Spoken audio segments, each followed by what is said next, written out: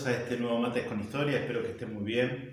2 de abril de 2023 vamos a hacer un programa que siempre lo hacemos en el sentido de un homenaje a los veteranos de guerra y a los caídos en Malvinas. Ya nos hemos referido específicamente a la cuestión de Malvinas, por lo menos en un par de ocasiones. Pueden ir a esos videos de Mates con Historia. Tengo puesta esta remera, que el año pasado me obsequiara muy generosamente Alejo Preite de Caudillos y Valientes. Muy lindo diseño, me gusta mucho. Y por eso hoy es un día como para tener este tipo de vestimentas, ¿no? Que va de la mano con la efemérides. Me parece que la cuestión de Malvinas, lo dijimos un poco el año pasado, esta frase desmalvinizadora que en algunos incautos, digamos, ha calado, esto de, bueno, fuimos a la guerra por unos islotes perdidos en el medio de la nada, ¿no? Yo lo escuché en 1982 y lo escuché con posterioridad. Hay gente que razona de ese modo, lo dice sin ponerse demasiado colorado, ¿no? Fuimos a la guerra por un par de islotes, como diciendo... Y yo me preguntaba hace un año, ¿e Inglaterra, que fue a la guerra por un par de islotes? O sea, nosotros seríamos tarados, pero ellos serían muy inteligentes. O sea, ¿cómo sería la cuestión? Entonces, esto, dicho en pocas palabras, lo que nos invita es a reflexionar a los argentinos en cuanto a que Malvinas, en realidad es más que Malvinas. La discusión es en torno a ese fenomenal espacio geográfico, claro, dominado por el Océano Atlántico Sur, ¿sí? Y que es, vamos a tratar de poner los mapas de la zona, ¿no? En conflicto, que excede lo del archipiélago de Malvinas, incluso las Georgias y las Sandwich del Sur, y que implica todo un espacio geográfico con proyección antártica, Por eso me parece interesante ver un poquito esto de Malvinas en un contexto más amplio, en el sentido de la política geoestratégica vinculada a nuestro territorio o a nuestro espacio geográfico, ¿no? Y yo, que me formé leyendo a Arturo Jauretche, quiero traer a colación, porque lo hemos citado poco, Arturo Jauretche, un criollo fuera de serie, un gran pensador argentino, una suerte de sociólogo sin título, ¿no? Muy agudo, muy certero.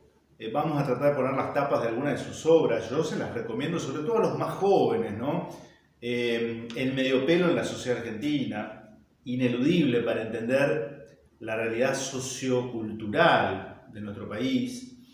Claro, son obras escritas en la década del 50, en la década del 60. Arturo Jauretche va a morir en 1974, ¿no? Entonces corresponde a alguna suerte de adaptación, digamos, de actualización, pero en el núcleo central siguen vigentes. Les decía entonces El Mediopelo en la sociedad argentina, Manual de Sonceras Argentinas, lo vamos a leer, lo tenía, lo regalé, lo presté hace mucho tiempo y no sé dónde está ese libro, pero se pueden adquirir, se pueden bajar los PDF, digamos, ¿no? Manual de Sonceras Argentinas, la colonización pedagógica, Filo contra filo y punta, Pantalones cortos, en fin, la verdad que la obra de Jauretche es muy prolífica, muy abundante y muy buena, ¿no? Por eso recomendamos que se vuelquen a esa lectura. Y ahí, en Manual de Sonceras Argentinas, ¿qué son las sonceras? Es un término que hoy se usa poco, ¿no? La soncera, dice Jauretche, es una estructura mental que se nos presenta a primera vista como cierta, como cautivante, como convincente, pero que esconde una trampa, ¿no? Y por eso soncera en el sentido de que quienes caen en esa trampa son los sonsos. Un sonso, cuando yo era chico se usaba todavía el término, un sonso es alguien medio pavo, medio incauto, ¿no? Medio crédulo, una cosa así, ¿no? Y el problema sobre el que indaga Jauretche es cuando esa soncera es compartida por millones de compatriotas. O sea, por eso hay sonceras argentinas. O sea, mentiras civilinamente instauradas, porque alguien tuvo interés en hacerlo, y que han quedado ahí, y que están como en el inconsciente colectivo nacional, ¿no? Bueno, por supuesto, dice la principal de ellas es civilización o barbarie. O sea, lo hemos analizado cuando vimos Sarmiento, que no la inventa Sarmiento. Sarmiento le pone letra a este dilema.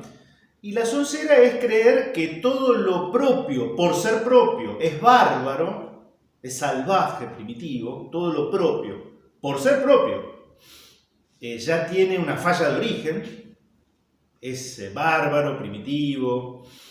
Y todo lo extranjero, sobre todo si hablamos de, en ese momento, Inglaterra, Francia, mañana vendrá alguno que, bueno, ya tenemos nuestro embajador en China, que es un declarado admirador de la cultura china. Entonces, lo extranjero, por el solo hecho de serlo, ayer lo inglés, lo francés, luego lo norteamericano, mañana será lo chino, nunca lo argentino, es civilizado. O sea, lo extranjero, por el solo hecho de serlo, es la civilización, ¿no? Civilización o barbarie. Es un esquema mental. Y uno que se deriva de ese, y que lo analiza Jauretche, es el de el mal que aqueja a la Argentina es su extensión. El mal que aqueja a la Argentina es su extensión. Palabras de Sarmiento. O sea, Sarmiento renegaba de un país tan extenso como la Argentina, y eso que el que va a gobernar él ya ha perdido buena parte, ya ha perdido un tercio, ¿no? El Alto Perú, las Misiones orientales, la Banda Oriental, Paraguay, en fin. Pero él lo veía como un obstáculo. Ahora vamos a ver por qué, según la explicación que nos da Jauretche. Y después lo vamos a conectar, te dirán que tiene que ver con Malvinas. Bueno, más o menos tiene que ver con Malvinas porque Jauretche comenta en una nota a pie sobre este tema, del mal que aqueja a la Argentina es su extensión, según nos dice la soncera, con lo que fue a fines de septiembre de 1966 el operativo Cóndor. El operativo Cóndor, después lo vamos a abundar, algunos secuestran un avión comercial de aerolíneas que hacía el vuelo Buenos Aires-Río Gallegos y obligan a su comandante a dirigir el vuelo a Malvinas. Esto va a ocurrir en 1966, claro. Jauretche lo pone como una nota a pie en Manual de Sonceras Argentinas porque él, fue contemporáneo, lo vivió, ¿no? Es como quien comenta una noticia acaecida hace poco. Entonces, voy leyendo a Jauretche y después nos detenemos un poquitito en lo del operativo Cóndor. Fue también Sarmiento quien enunció esta soncera que está en el primer capítulo de Facundo. El mal que aqueja a la Argentina es su extensión. Veremos, al considerarla, que ella estaba vigente como la de civilización y barbarie antes que Sarmiento le diera forma literaria, pues ya regía el pensamiento de directoriales y unitarios. Los directoriales, los hombres vinculados al directorio, y los unitarios, Rivadavia, etc. Es que Sarmiento tenía más talento que los otros y supo sintetizar en principios el sistema mental de los anteriores unitarios, de los que los separaban solo estilos y modales. Sarmiento era, digamos, de armas llevar, ¿no? Cosa que él mismo destacó talentosamente en su descripción del unitario clásico. Difería, de ellos más que en el fondo, en eso de ser a la que te criaste.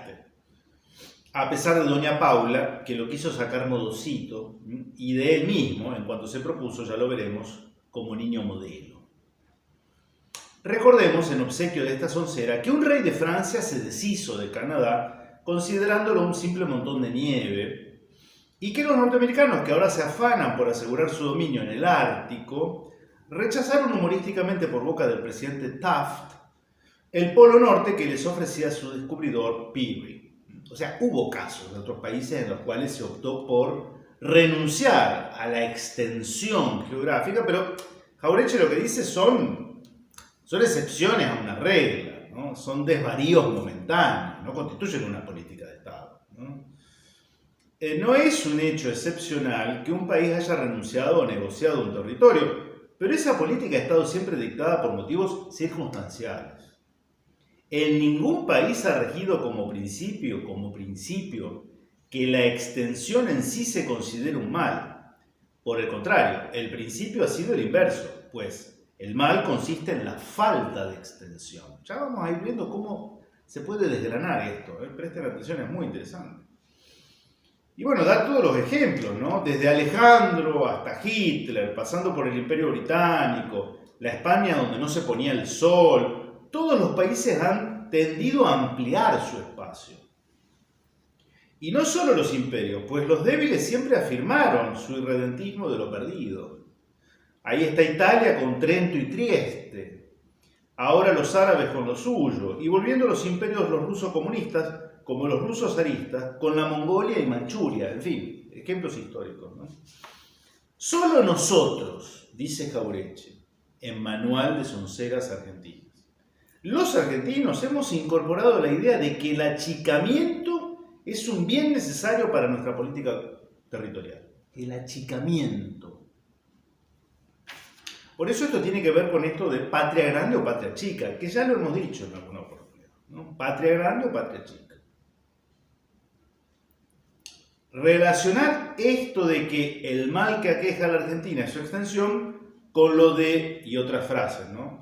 La victoria no da derechos, la libre navegación de los ríos, eso lo analiza muy bien, ¿no?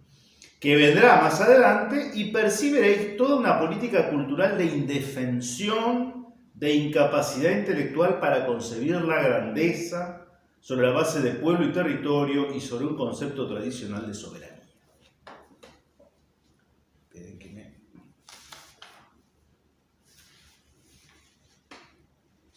Y entonces avanza un poquito Jauretche y se propone ir, bueno, ¿cómo era esto de que había que achicar el territorio, cuanto más chico mejor? Claro, acá lo que de alguna manera está anticipando es que para estos directoriales, los unitarios,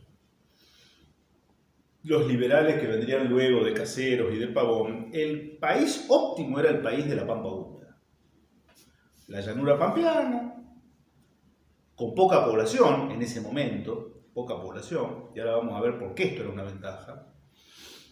Y la idea era hacer de esa zona un gajito más de Europa. No desarrollarla conforme su propia naturaleza americana, incorporando elementos europeos como es lógico incorporar, ¿no? Pero que yo incorpore algo no significa sustituirme por eso otro que pretendo incorporar.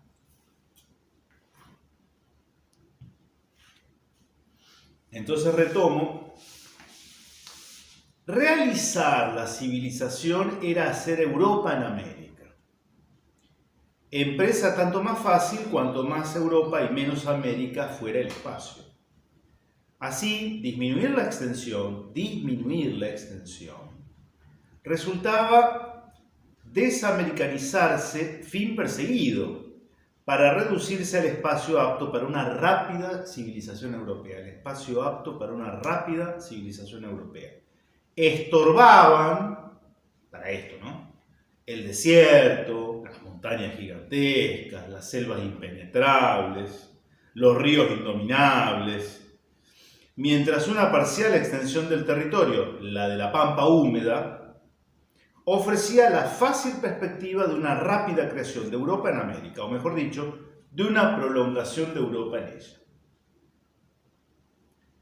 Achicar era reducir los obstáculos geográficos y era al mismo tiempo reducir los obstáculos humanos. ¿Por qué? Fíjense cómo razona Jauretche. La Pampa húmeda, escasamente poblada, no ofrecía tampoco obstáculos de población a la rápida europeización que había de hacerse a través del aporte inmigratorio. En cambio, los pueblos preexistentes en el interior americano, españoles, criollos, indígenas, mestizos, se resistían al cambio urgente que la creación europea en América les imponía como una sentencia condenatoria de su destino, y echaban el peso de su resistencia y de su inercia en la balanza del poder.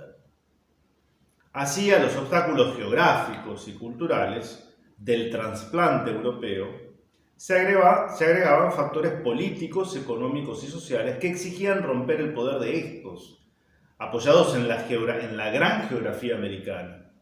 En el momento histórico en que la revolución industrial y el desarrollo de los medios de transporte abrían un horizonte ultramarino a los intereses litoraleños, que miraban hacia Europa.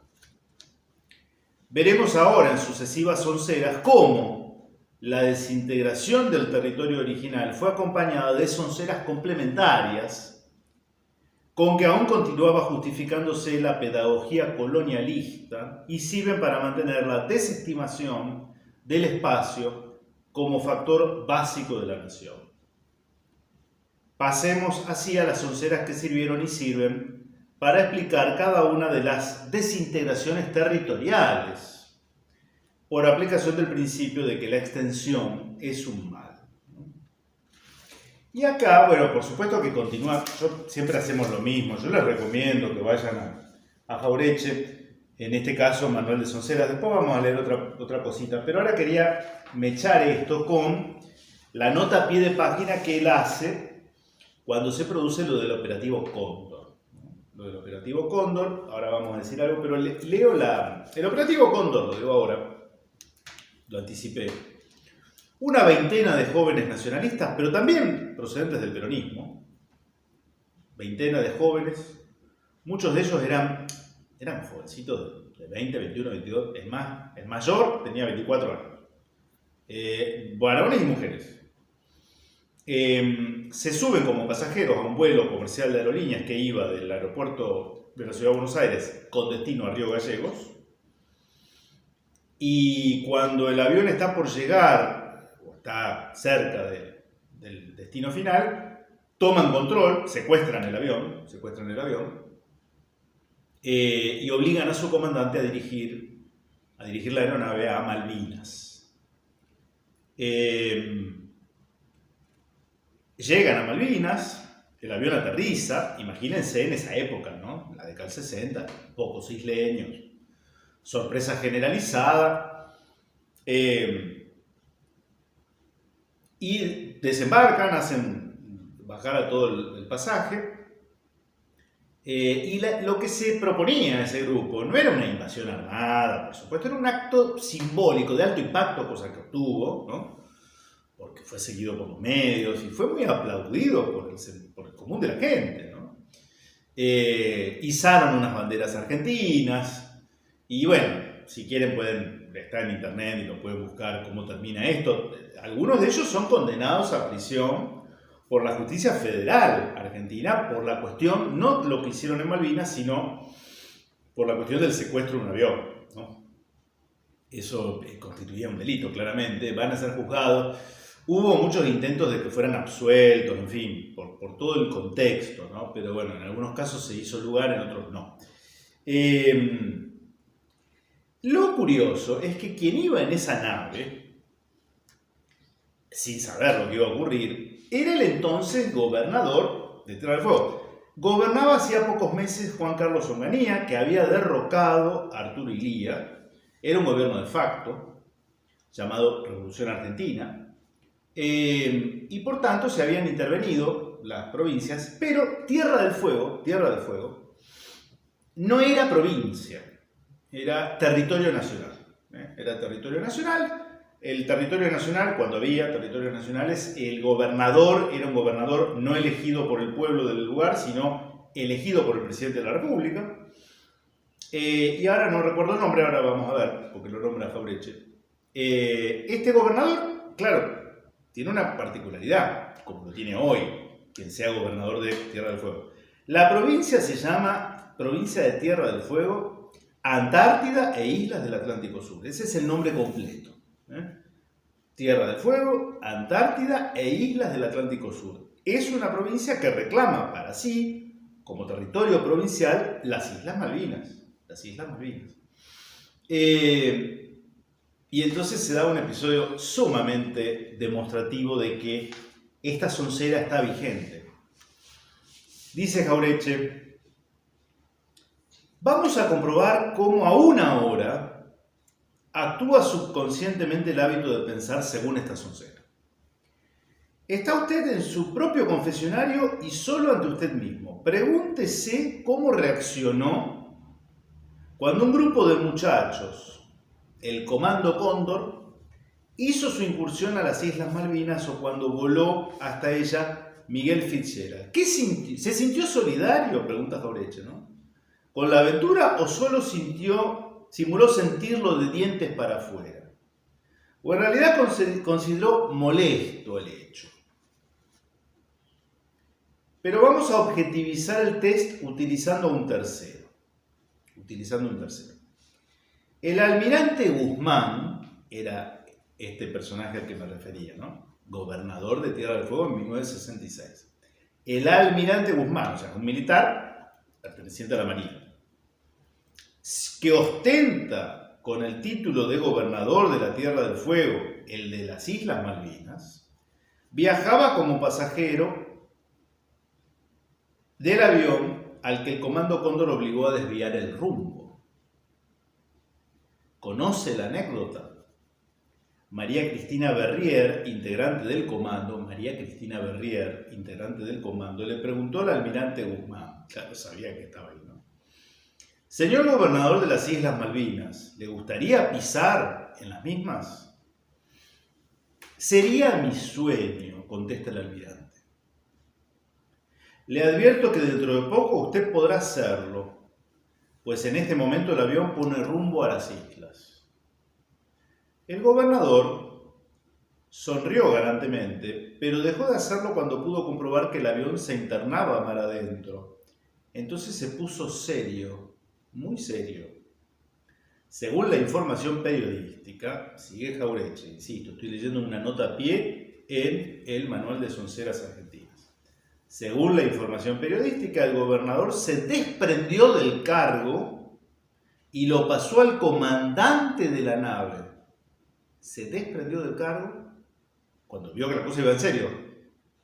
Lo pasó al comandante de la nave. Lo positivo es que en ningún momento intentó un acto de posesión y jurisdicción. Por el contrario, y sin ninguna protesta formal ni acto de afirmación de su imperium, desembarcó en el territorio de su gobierno y tomó relación con las autoridades británicas como si hubiera descendido en la luna. Está muy bueno. No pretendo dictar normas, dice Jauretche, pero se me ocurre que pudo tomar el mando del grupo y hacer la afirmación que los cóndores pretendían, o cualquier otra cosa, pero de ninguna manera ratificar con su posición pasiva la dominación británica. Y mucho menos quedar después en el cargo de gobernador de las Islas Malvinas, que había resignado de hecho al aceptar sin protesta los actos de poder del gobierno británico. Es cierto que de hacerlo hubiera comprometido su posición oficial y tal vez su situación en la carrera. Tal vez también hubieran tenido que compartir la cárcel con los muchachos del Comando Cóndor. Pero la vida es así. Y los hombres muchas veces, sin comerla ni beberla, se encuentran frente a la responsabilidad de la historia. El gobernador Guzmán era además almirante y estaba obligado a jugarse en ella. Prefirió salvar su gobernación y su retiro. Allá él. Además, ningún colega le pidió el famoso Tribunal de Honor. Pero olvidemos la gobernación y el grado, circunstancia calificante. Considerémoslo como si se tratara de un simple ciudadano argentino. Entonces, la única explicación que surge de su conducta es esa desaprensión inculcada en el argentino de que nuestra reivindicación de las Malvinas es solo cosa formal, de dientes para afuera, porque se trata de un territorio más en un país al que le sobra territorio, tanto que su extensión es un mal. Entonces, me parecía muy interesante hacer referencia a lo que fue este operativo Cóndor, protagonizado por esos jóvenes en la década del 60, e involuntariamente por el almirante Guzmán, gobernador de las islas, que cuando vio que la cosa se ponía en serio, se deshizo de esa situación. Pretendió no ser protagonista, pudo haberlo sido, ¿no? Asumiendo los riesgos, ¿no? Yo siempre digo, en estas cosas hay que reflexionar, ¿qué habrá hecho el almirante Guzmán cuando fue el bombardeo a Plaza de Mayo el 16 de junio del 55? ¿Dónde habrá estado? 11 años antes de este suceso, la aviación naval no tuvo ningún inconveniente en bombardear Plaza de Mayo, matando a 400 argentinos, ¿no? El episodio. Para esto parece que no. Izar una bandera y reafirmar los derechos, porque enemistarnos con el gobierno de Su Majestad Británica, claro, es otra cosa. Entonces se ven cómo operativamente esto funciona, lamentablemente, ¿no? Para nosotros, esto de que el mal de la Argentina es su extensión. Y para ir cerrando, ¿cómo estamos con el tiempo? No estamos en 30 minutos, ¿no? Bien, ok. Tengo también asistente que... volvemos a Jauretche. Soncera número 3. Lo que conviene a Buenos Aires es replegarse sobre sí misma, entrecomillado. Significa que esta frase la dijo alguien, ¿no? Lo que conviene a Buenos Aires es replegarse sobre sí mismo. Son sonceras complementarias de el mal que aqueja a la Argentina y su extensión. Ya advertimos, dice Jauretche, que Sarmiento no había acuñado sus sonceras cuando ya se las ejecutaba. Esta soncera del repliegue para achicar la extensión la dijo Rivadavia en la Sala de Representantes como ministro de Buenos Aires, fundamentando la negativa a proporcionar la ayuda que San Martín reclamaba para terminar su campaña libertadora. Lo dijo en los términos que van como título. Lo que conviene a Buenos Aires es replegarse sobre sí misma. Precisamente replegarse significaba achicar el espacio y achicarlo para facilitar la civilización, como se ha dicho. En cuanto comenzaron las dificultades revolucionarias, unas veces de orden estratégico, pero muchas más de orden político-social, los civilizadores, comillas, se plantean el conflicto entre la civilización, Europa, y la realidad, América, a la que llamaron barbarie.